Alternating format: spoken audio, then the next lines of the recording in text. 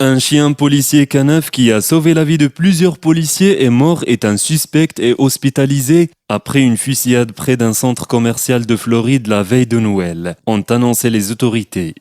Dans une déclaration datée du 25 décembre, la porte-parole du bureau du shérif du comté de Palm Beach, Thérèse Barbera, a confirmé que les autorités recherchaient 2 suspects qui faisaient l'objet de mandats pour tentative de meurtre et vol à main armée pour premier degré et vol qualifié. Les suspects ont été retrouvés dans l'après-midi du 24 décembre au Williamton Green Mall. Il a donné sa vie pour sauver les autres, c'est un bon garçon et il ne sera jamais oublié. Reste en paix, Canaf Sigo. Dit le bureau du shérif du comté de Palm Beach dans un message sur le Twitter du chien, nommé Sigo. Madame Barbera a indiqué que les agents d'infiltration ont sécurisé une zone du parking du centre commercial et ont confronté les hommes lorsqu'ils sont sortis. La douleur ressentie par le partenaire du Canaf Sigo est forte. Nos prières l'accompagnent ce soir, a déclaré le ministère sur Twitter. Le suspect Justin Vasquez, 19 ans, s'est rendu immédiatement. L'autre Giovanni Ramos Alvarez, 28 ans, s'est enfui selon Madame Barbera. Sigo, 3 ans, poursuivait Alvarez. Madame Barbera a déclaré que Alvarez s'était retourné et avait tiré plusieurs fois, frappant Sigo avant que 2 adjoints ne ripostent, blessant le suspect. Aucun passant du centre commercial n'a été blessé lors de la fusillade. Les 2 adjoints impliqués dans la fusillade ont été mis en congé administratif payé, selon le bureau du shérif. Alvarez a été hospitalisé le 25 décembre dans un état grave, a dit Madame Barbera. Il est plutôt grièvement blessé, a déclaré le shérif Rick Bradshaw lors d'une conférence de presse sur le chien, a rapporté WPTV.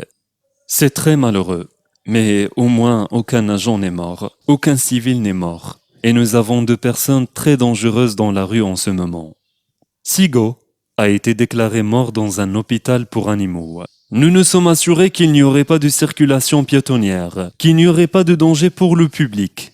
Mais nous devions attraper ces 2 types, a dit M. Bradshaw. Ce sont des gens très dangereux déjà impliqués dans une tentative de meurtre au premier degré. Donc une fois qu'on les avait trouvés, il n'était pas question de les laisser sortir de ce parking. Monsieur Bradshaw a rappelé aux journalistes que le chien a fait son travail pour protéger la vie des gens. Rappelez-vous, le chien a fait son travail et il a sauvé la vie de ses officiers, dit-il dans le Florida Sun Sentinel. Il y avait 2 personnes très dangereuses dans la rue. Malheureusement, cela a coûté la vie d'un de nos chiens. Les 2 adjoints impliqués dans la fusillade sont en congé administratif. D'autres détails sur l'affaire ne se sont pas éclaircis. Selon une école de formation, les responsabilités d'un chien officier canaf sont multiples. Les responsabilités d'un officier canaf sont celles d'un officier de policier général, sauf qu'elles se sont assumées par un chien policier, indique le site web. Les chiens policiers peuvent accompagner leurs partenaires humains lors des contrôles routiers, répondre aux appels d'aide aux urgents, appréhender les suspects et agir en tant que représentants de la police dans les engagements publics. Les responsabilités d'un officier canaf vont au-delà des heures de service. Un chien policier est le partenaire de l'agent à la maison et au travail, ajoute le site web.